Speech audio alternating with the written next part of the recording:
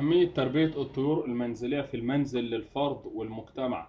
تربية الطيور المنزلية دي هواية بتنتشر في كل البلدان، وهي هواية جميلة ومفيدة، كما أنك تستطيع تحويلها لتجارة ومهنة. وتربية الطيور المنزلية دي ليها فوائد كتيرة جدا قد لا يدركها الكثير. كما أن تربية الطيور المنزلية دي ليها تأثير على مربي الطيور. علشان كده أنا النهاردة هوضح لكم بإذن الله من خلال قناتي الحمام متعة وأسرار أهمية تربية الطيور المنزلية وفوائدها وتأثيرها على الفرد والمجتمع. الطيور المنزلية، أول شيء الطيور المنزلية دي كتيرة منها العصافير، وليها أنواع كتيرة وأشكال وأحجام وأسعار مختلفة. الحمام أيضا من الطيور المنزلية وليه كتير من الأنواع المختلفة في الشكل واللون. الدجاج أيضا من الطيور اللي هي المنزلية واللي هي بتنتشر تربيتها لأغراض كتيرة. البط أيضا من الطيور المنزلية اللي هي بتتربى فوق أسطح المنازل. طيب، لما نيجي نتكلم بقى عن فوائد تربية الطيور المنزلية.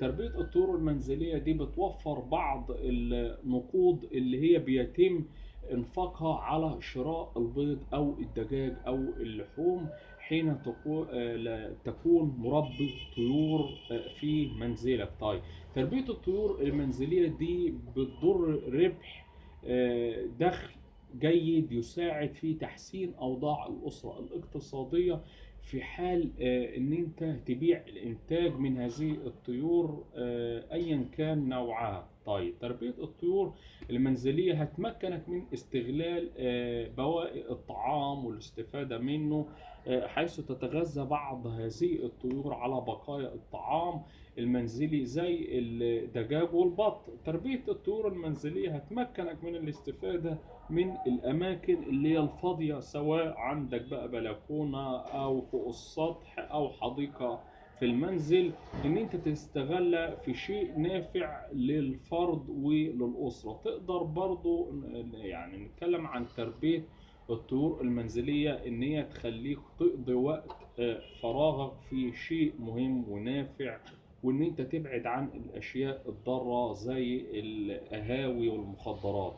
تربية الطيور المنزلية دي هتوفر لك غذاء صحي في المنزل زي البيض بقى واللحوم الفراخ أو لحم الحمام أو البط وغيره من الطيور اللي هي بتتاكل. تربية الطيور المنزلية دي هتحسن من الحالة النفسية والمزاجية حين تربي عصافير لها صوت وشكل جميل أو حمام زينة.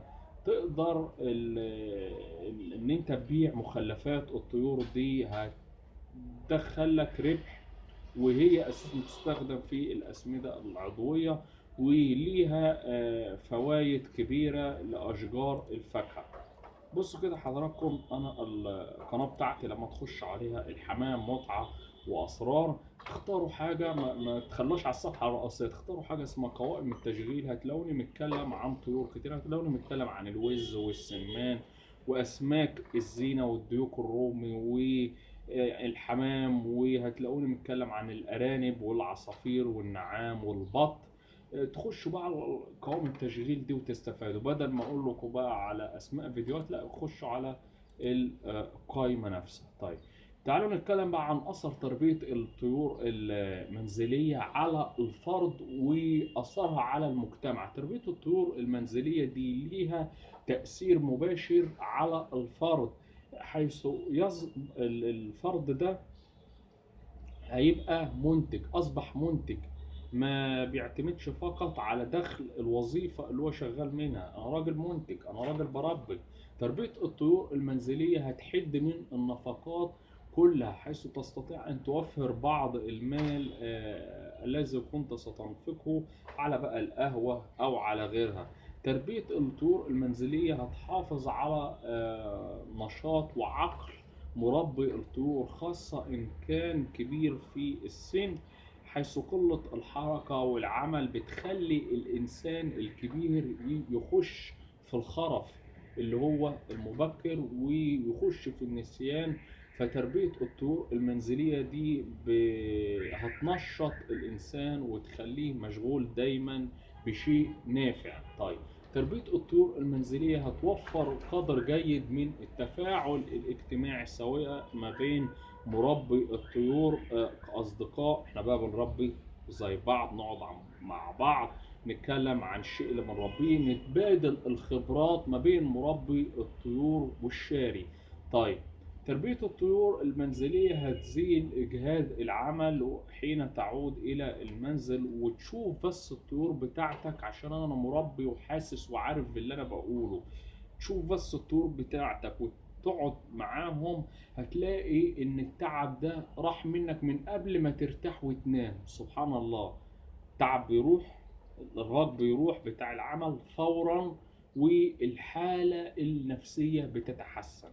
طيب كان معكم أشرف مسعد من من الطمية. لايك وشير واشتراك في القناة وتفعيل الجرس عشان يوصلكوا كل جديد. حرفيا انتوا وحشوني جامد جدا. لحين اللقاء، وبإذن الله الفيديوهات الجاية أفضل بيكم، والسلام عليكم ورحمة الله وبركاته.